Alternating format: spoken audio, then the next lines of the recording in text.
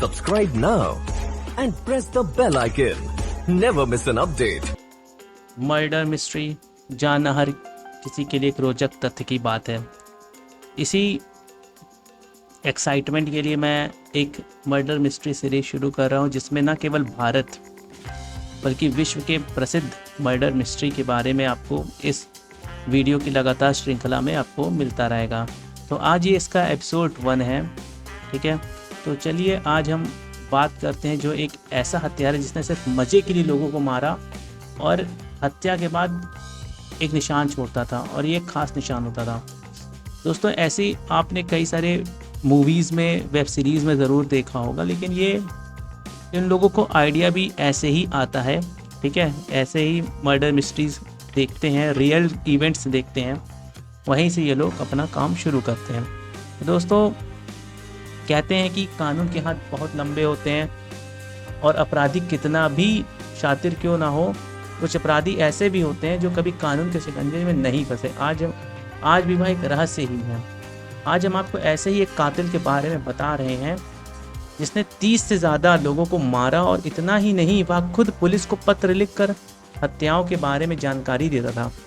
लेकिन लाख कोशिशों के बाद भी पुलिस उसे पकड़ नहीं पाई और वह हमेशा के लिए एक रहस्य बन करके रह गया।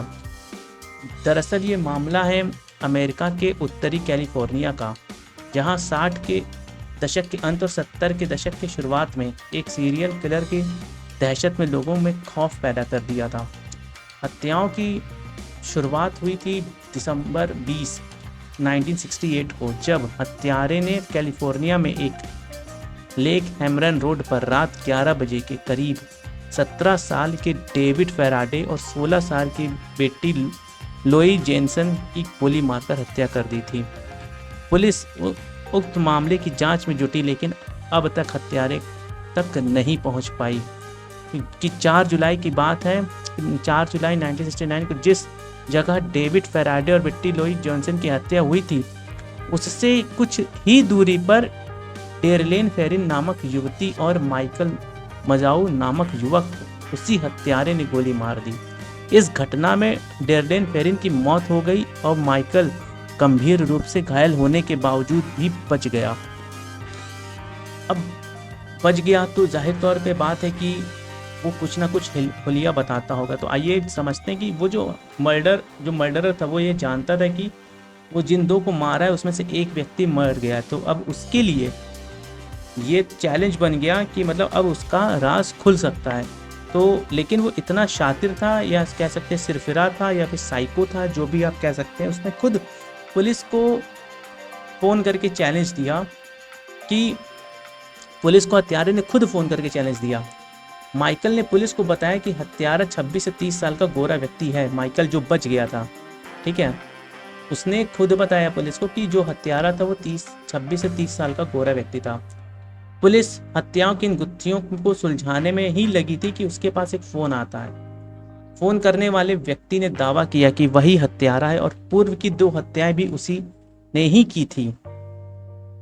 मीडिया, जो उस समय, तो देखिए आजकल के दौर का मीडिया था, उसमें प्रिंट मीडिया ही ज़्यादा तेज था, तो उसने मीडिया पर भी उसको भी चैलेंज दिया, मीडिया को भी वो बताता था। पुलिस को चैलेंज करने के साथ ही हत्यारे ने उस वक्त के बड़े अखबार के एडिटर्स को भी पत्र लिखकर हत्या की बात स्वीकारी।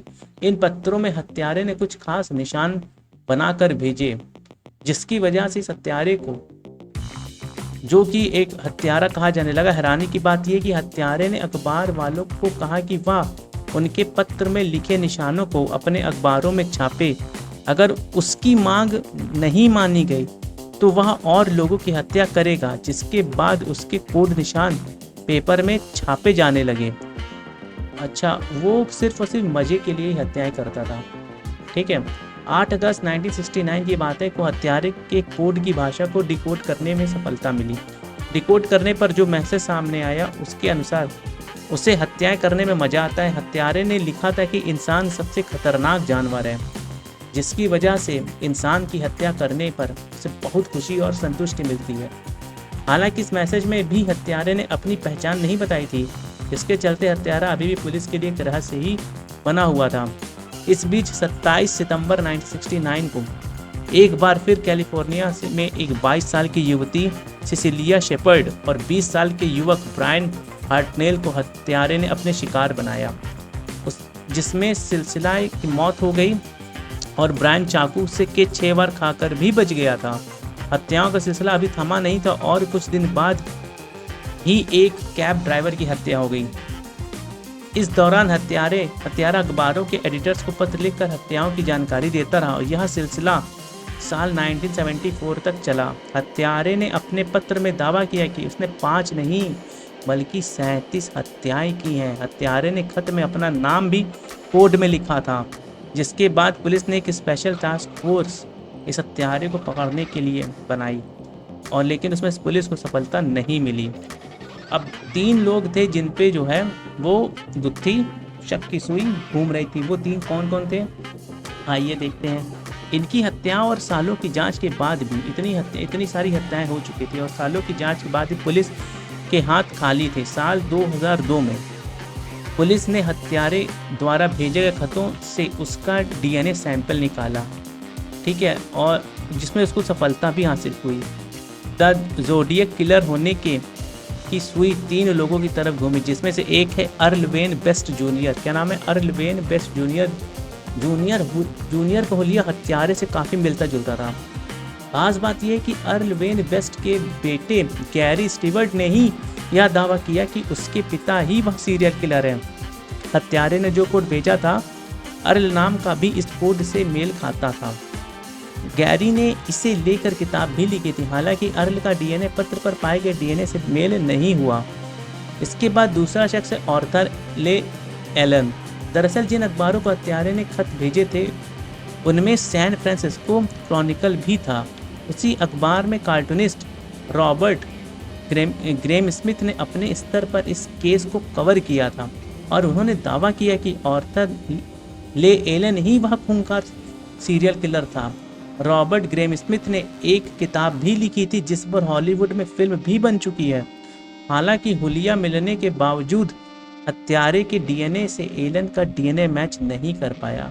हत्यारे ने 1971 से 74 के बीच कोई खत नहीं लिखा। जांच में पता चला कि इस दौरान एलन भी बच्चों के शोषण के मामले में जेल में बंद था। साल 1992 में एलन की हार्ट अटैक से मौत हुई।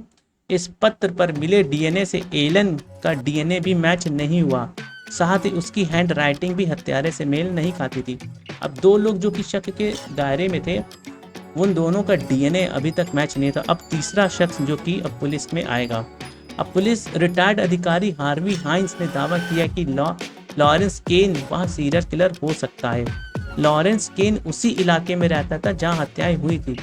साथ ही 22 मार्च 1970 की रात में एक महिला हत्यारे के चंगुल से बचकर भागने में सफल रही थी। जब उसे लॉरेंस की तस्वीर दिखाई गई थी तब उसने भी लॉरेंस को ही पहचाना था। हैरानी की बात यह है कि लॉरेंस का DNA भी पत्र पर मिले DNA से मैच नहीं हुआ। इस तरह जो 3 लोग जो शक के दायरे पे थे वो 3 के तीनों बच गए और मतलब ये राज का राज ही रह गया कि कौन है जिसने वो हत्या किया। आज की डेट में सन 2023 तक भी ये केस अनसुलझा रह गया। तो अगर आपको ये स्टोरी पसंद आई हो तो मेरे चैनल को सब्सक्राइब कर दें, लाइक कर दें। बहुत जल्द मैं इसका एपिसोड 2 लेकर के आऊँगा और मैं आपको इसी तरह रोचक हत्याएं और कहानियों के बारे में बताता रहूँगा। तब तक चैनल को सब्सक्राइब कर दें। Thank you.